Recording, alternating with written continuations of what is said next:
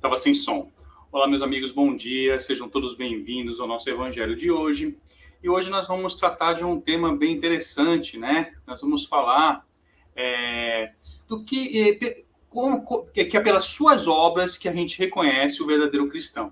Então, nós vamos entender que para que a gente identifique realmente quem cumpre as leis de Deus ou quem segue os princípios de Cristo, a gente reconhece não pelo que ele fala, mas sim, e principalmente pelas suas ações. Então, hoje nós vamos discorrer sobre esse tema, tá certo? Mas antes de nós iniciarmos, vamos colocar aqui, né, na tela a figura amiga do nosso Mestre Jesus, né? E vamos fazer uma prece inicial, né, como sempre fazemos, para dar início ao nosso estudo de hoje, tá bom? Então, vamos lá. Segue aí a imagem do Mestre Jesus, de braços abertos, feliz por estarmos aqui hoje, todos reunidos, nessa manhã de domingo. E vamos agradecer pela oportunidade, Pai querido, de podermos, neste momento, congregar. Mesmo à distância, mesmo longe fisicamente, que nós possamos congregar em Ti, em Suas palavras, e compreender cada vez mais os Seus ensinamentos. Sabemos que somos imperfeitos, sabemos que temos uma longa jornada pela frente, mas seguindo esse seu manual de vida, esse seu evangelho, com certeza alcançaremos a perfeição relativa almejada para que possamos encontrar a sua luz um dia. Então abençoa o nosso firme propósito de nos tornarmos pessoas melhores, abençoa o planeta neste momento tão delicado que ainda vivemos e todos aqueles que sofrem e que almejam pela sua misericórdia. Fique conosco, Pai querido, hoje e sempre, que assim seja. Que assim seja, meus amigos. Então vamos dar início então ao nosso estudo, ainda estudando o capítulo 18, né? Ainda no capítulo 18. Muitos serão chamados, poucos escolhidos, pelas suas obras que se reconhece o verdadeiro cristão. Item 16. Tem um erro aqui de português, era para colocar o N, eu botei um N, mas depois eu corrijo. Então vamos lá, meus amigos. Como eu disse, nesse estudo de hoje nós vamos identificar que o verdadeiro cristão, longe de ser aquele homem perfeito, como o próprio Evangelho nos ensina, é aquele que busca cumprir, ainda que com muito esforço, aquilo que está escrito no Evangelho. Aquele homem que tropeça, sim, homem humano, ser humano como todos nós, que tropeça, que se levanta, mas que segue adiante, buscando sempre se melhorar. Então nós vamos compreender hoje como é que o Evangelho traz esse ensinamento para nós e vamos tentar, mais do que tudo, colocar em prática isso tudo em nossas vidas, tá certo? Vamos lá. Item 16.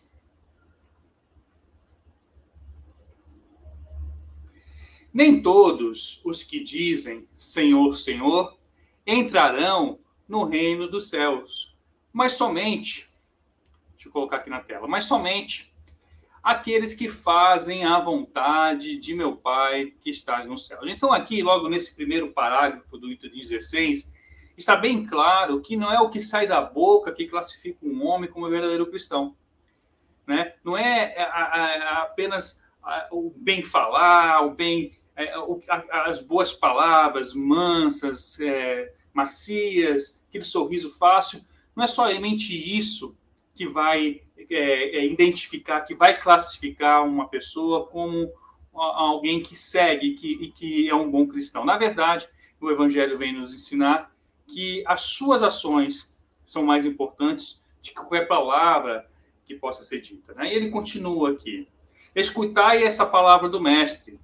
Todos vós que repelis a doutrina espírita como obra do demônio. Abre os ouvidos, que é chegado o momento de ouvir. Então, vejam. Nós estamos falando aqui de um momento em que o Evangelho surgia.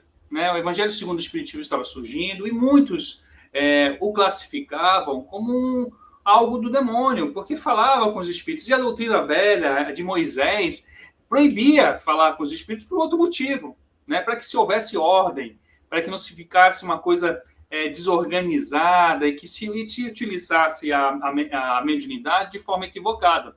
Mas muitos ainda presos a essa lei antiga, ao Velho Testamento, atacaram fervorosamente o Evangelho e se diziam verdadeiros seguidores do Cristo, né? Conheciam realmente muito o Evangelho, mas na prática, eles deixavam a desejar. Então, é isso que o nosso Evangelho, logo de início, vem nos trazer acerca dessa necessidade de ouvir, né, bem o que vai ser dito aqui nessa passagem. Tá bom? Prosseguindo.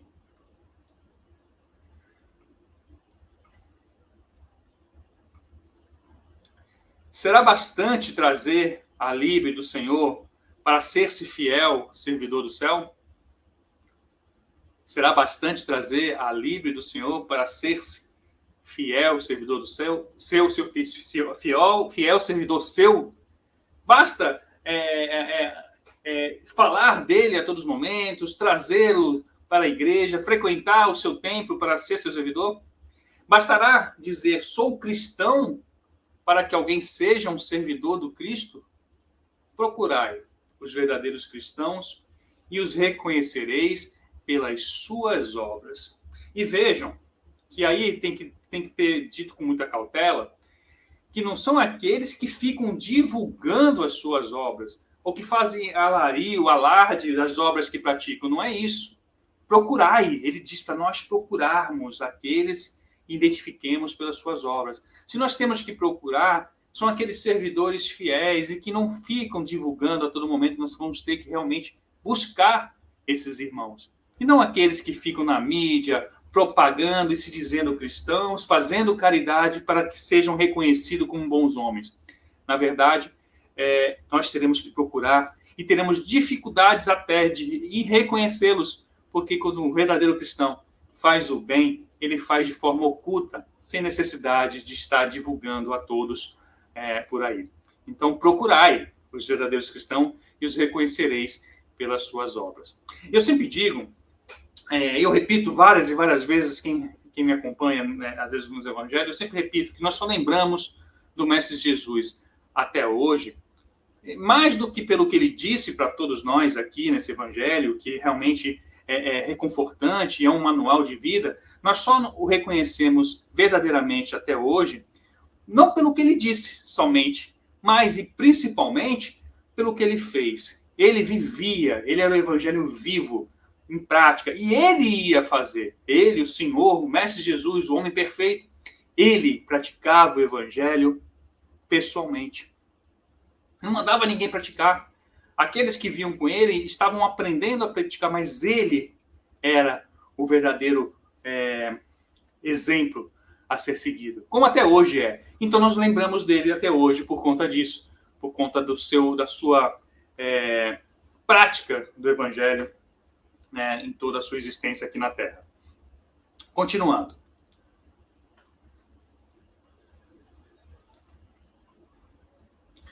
Uma árvore boa não pode dar maus frutos. Nenhuma árvore má pode dar frutos bons. Toda árvore que não dá bons frutos é cortada e lançada ao fogo. E aqui nós temos aí mais uma das suas passagens que muitas vezes deixam a gente em dúvida o que ele queria dizer. A primeira parte é muito fácil de identificar, né, que diz que toda árvore boa vai dar bons frutos. É um pouco até lógico isso. Mas quando ele fala que toda árvore que não dá bons frutos deve ser cortada e lançar ao fogo, o que isso pode ser representado em relação a gente? Quer dizer que nós, que muitas vezes ainda não aprendemos a dar bons frutos, porque a gente ainda não é uma árvore perfeita, correto?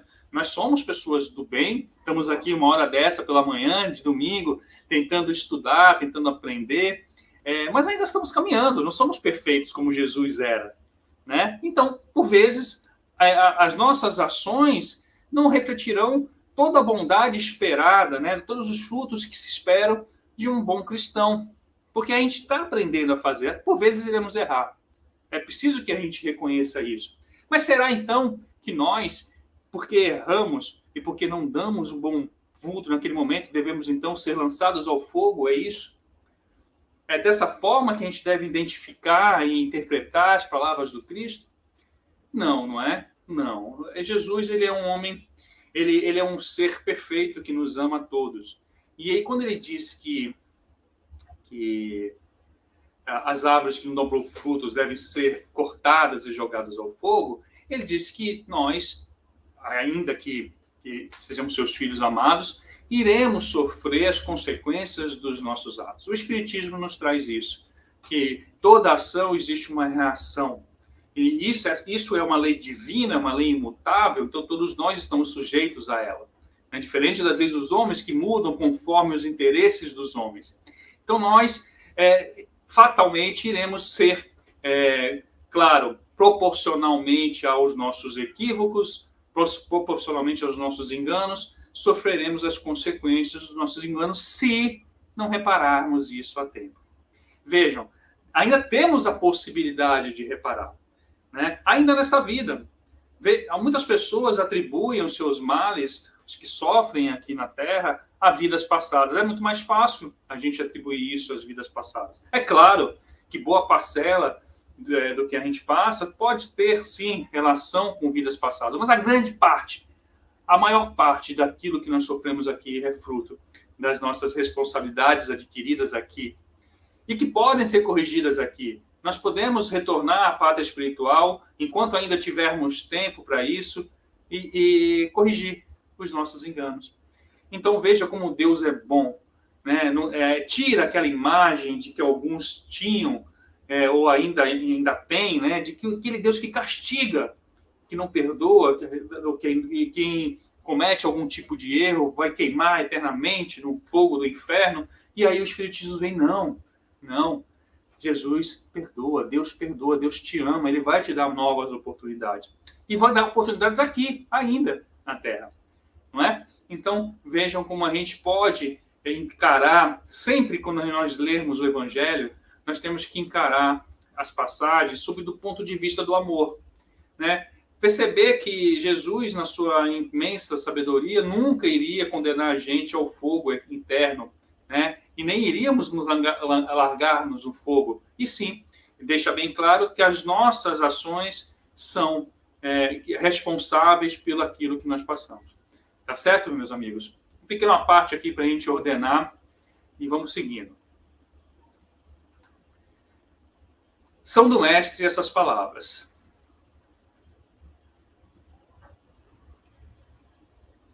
Discípulos do Cristo, compreendei-as bem. Que frutos deve dar a árvore do cristianismo? A árvore possante,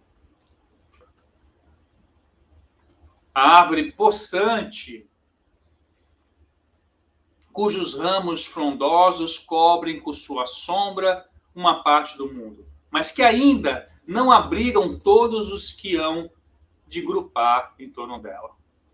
É uma pergunta, vamos refletir, né? Que frutos deve dar a árvore do cristianismo? Que fruto essa árvore potente e grandiosa deve oferecer à humanidade, né? A fim de cobrir, como diz o Evangelho, uma parte da sombra do mundo. Que frutos são esses?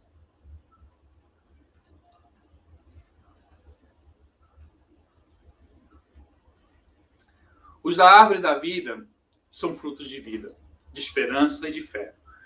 O cristianismo, qual fizeram há muitos séculos, continua a pregar essas virtudes divinas. Esforça-se por espalhar seus frutos, mas com poucos os colhem. E por que poucos os colhem? Porque os frutos não estão disponíveis? Não, os frutos estão disponíveis. Mas olha só, nós estamos aqui hoje, reunidos à distância pela internet, colhendo esses frutos. Mas muitos ainda não despertaram para essa necessidade. Muitos ainda, a despeito dos frutos estarem à sua disposição, ainda não despertaram para a necessidade de colher esses frutos. Mas, e aí? Esses frutos irão se perder? Não, não irão. É um fruto tão perene, é um fruto tão perfeito, que ele vai estar eternamente à disposição daqueles, para quando eles tiverem a necessidade, o anseio, a fome de colher esses frutos. Então vejam, Deus é tão perfeito, é tão amoroso, nos ama tanto que ele não dá prazo para que você colha esses frutos. Ao contrário, ele diz, os frutos estão aqui, à sua disposição. E quando vocês quiserem, basta se colocarem à disposição e irem colher esses frutos. Então vejam como Deus nos ama tanto ao ponto de permitir que a gente desperte, né? No momento que a gente bem entender, claro, recebendo e sofrendo as consequências dessa demora, com certeza, mas um dia, inevitavelmente, ela irá acontecer. Continuando. A árvore é boa sempre.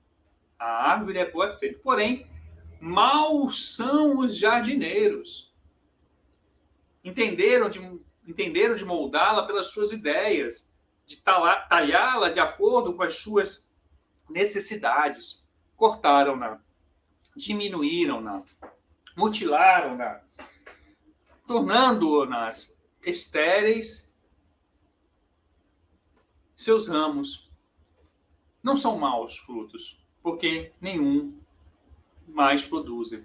Ou seja, na verdade, vejam que o cristianismo, as palavras de Deus, eles foram, ao longo dos séculos, sendo moldadas segundo os interesses daqueles que detinham o poder, naquela época, da religião, né? Que detinham o poder de propagar a doutrina do mestre.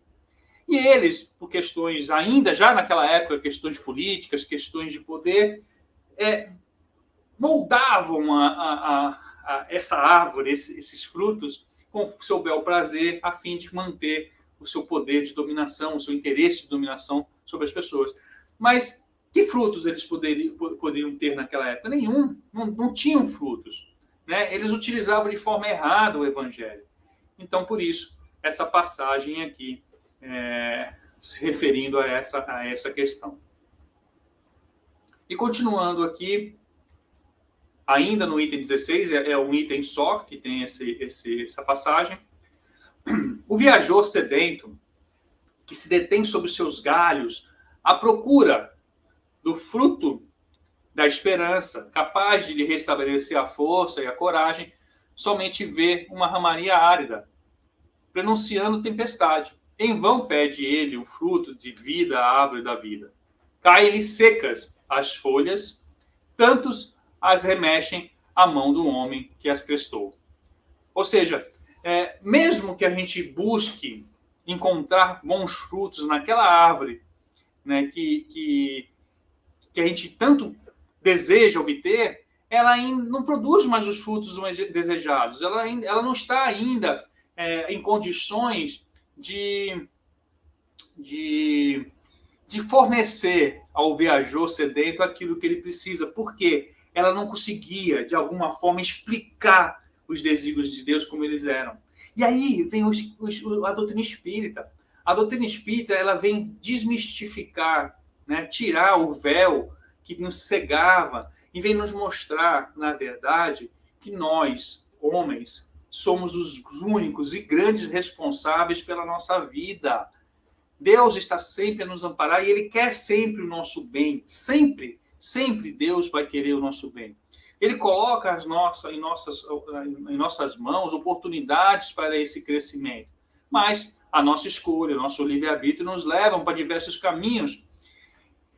Cabe a nós, através da doutrina espírita, árvore frondosa, forte e que traz bons frutos, colher de forma ativa, né, esses frutos que estão sendo fornecidos por essa árvore. Precisamos, sim, não basta conhecer o evangelho. Muitos espíritas, e aí é importante que se diga, muitos espíritas conhecem o evangelho de cabo a rabo, de cor, conhece cada capítulo, conhece cada passagem, sabe explicar de forma realmente retórica tudo isso, mas será que ele coloca em prática ou ele costuma fazer o evangelho para os outros?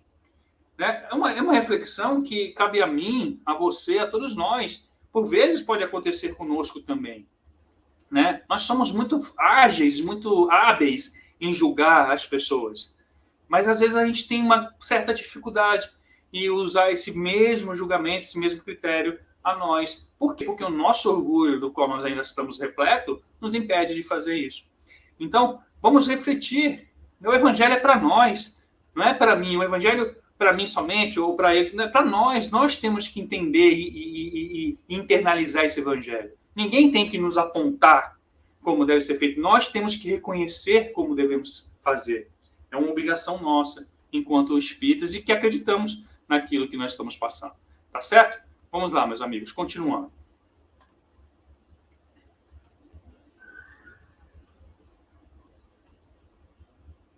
Abre, pois, os ouvidos. Olha só. Abre, pois, os ouvidos.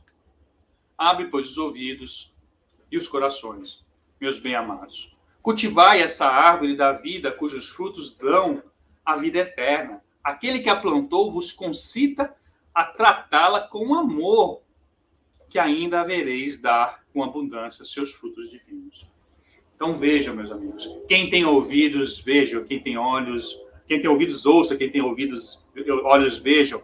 E façamos a nossa parte. Nós temos realmente que sair da nossa zona de conforto, né? E parar de sermos grandes estudantes do Evangelho para sermos grandes praticantes do Evangelho, né? Olha o que diz o nosso tema. Se reconhecerá o verdadeiro cristão pelas suas ações, não pelo seu conhecimento. Nós precisamos ter a fé ativa. É preciso conhecimento? É preciso estudo? Claro, sim, sempre. Nunca podemos parar de estudar. Mas, sobretudo, precisamos colocar em prática tudo aquilo que nós aprendemos. É pelas nossas ações, é por nossas ações que nós vamos ser reconhecidos como verdadeiros cristãos. Perfeito, meus amigos?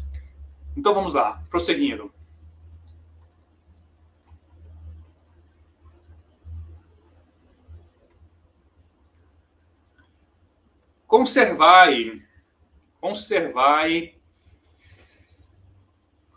Conservai-a tal como Cristo vos entregou. Não a mutileis. Ela quer estender a sua sombra imensa sobre o universo. Não lhe corteis os galhos, seus frutos benfazejos caem abundantes para alimentar o viajor faminto que deseja chegar ao termo da jornada. Não amontoeis esses frutos para os armazenar e deixar apodrecer, a fim de que a ninguém sirva. Olha só que passagem interessante, né? Aqui ele fala, né? Não modifiquei aquilo que foi dito. Não alterai as palavras e nem os sentidos daquilo que o Cristo quis nos dizer. Mas também, meus amigos, não guardei aquilo que aprendeu só para ti. O Evangelho nos diz: dei de graça aquilo que de graça lhe foi dado. Então nós temos que ser multiplicadores das palavras. É claro, como eu disse, evangelizar é um ato, é uma ação. Então podemos ter o conhecimento todo do mundo. O que adianta esse conhecimento do Evangelho pleno, sob nosso controle, sob nosso domínio, se nós não os propagarmos e ajudarmos outras pessoas a compreenderem esse grande bálsamo de amor que acalenta os corações das pessoas. Olha, seus frutos são abundantes, são infinitos, como eu disse há pouco, nunca vai faltar. Basta que a gente estique a mão para colher o fruto. E para isso precisa se movimentar. Precisamos realmente ter uma fé ativa. Precisamos realmente trabalhar em prol do nosso adiantamento, do nosso aprimoramento. É uma tarefa realmente, muitas vezes, difícil, arde, dói, porque não é fácil. Não é fácil, primeiramente, porque para que nós possamos dar esse passo, nós temos que, primeiro, ter coragem de reconhecer que erramos. Ter coragem de reconhecer que talvez eu apontei demais os erros dos outros e esqueci de apontar os meus. Ter coragem de dar o passo da mudança diante de pessoas que estão ao nosso redor que ainda não despertaram para isso e que vão nos criticar, vão nos isolar, não é? Então é preciso coragem para essa mudança. Isso dói, mudar dói, evoluir dói, como todo progresso. mas é preciso que a gente faça esse processo. Né? E depende só da gente. Está lá, está à disposição os frutos, mas nós precisamos caminhar. Tá bom? Continuando.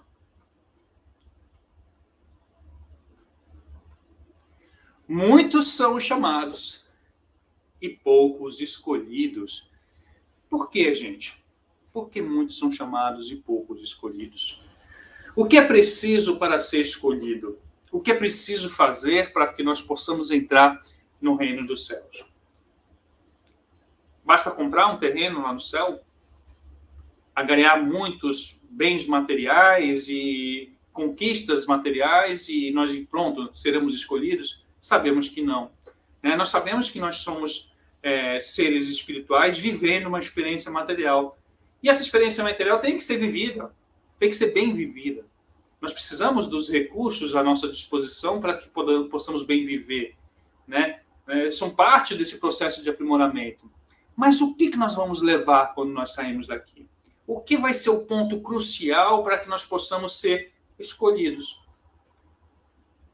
É isso que nós temos que refletir. É o que nós adquirimos do ponto de vista material? É o que nós adquirimos do ponto de vista intelectual? Ou é efetivamente todo o bem e toda a capacidade de amar, de propagar esse amor que vai nos ampliar o leque de oportunidades no plano espiritual? O que vai nos trazer a leveza e tirar de nós o arrependimento do tempo perdido quando nós desencarnarmos? Nós temos aproveitado a oportunidade. Então, o Evangelho nos mostra isso. Quantos de nós, após o retorno à pátria espiritual, nos damos conta do tempo que perdemos? Não é? Então, vejam, não é porque somos espíritas que nós estamos salvos. Não é porque somos cristãos que nós estamos plenos e em plenas condições para um desencarne tranquilo, para chegar lá com a nossa consciência tranquila. Não, não. Nós conhecemos bem o Evangelho. Estamos aqui todos os domingos pela manhã, trabalhamos na casa espírita, mas é o suficiente? A reforma íntima está acontecendo? Então é isso que nós precisamos trabalhar dentro de nós. Muitos serão chamados, poucos escolhidos, tá? Poucos escolhidos. É que há assambarcadores do pão da vida, como os há do pão material. Não sejais do número deles. A árvore que dá bons frutos tem que dar para todos. Então, que nós possamos, meus amigos, sermos obreiros de Deus, colocarmos em prática todo esse conhecimento já adquirido e pararmos de esperar os momentos propícios. Quando eu fizer isso, quando eu tiver isso, eu ainda não posso, eu ainda não consigo. Quantos de nós já não falamos isso? Não tenho condições de trabalhar em tal atividade, não posso fazer tal atividade porque eu ainda não tenho. Gente, a atividade melhora a gente. E não precisamos nos melhorar para estar na atividade. Precisamos ter, claro, o conhecimento necessário para cada atividade, perfeito. Mas se nós formos esperar as condições perfeitas para o trabalho, nós nunca vamos trabalhar.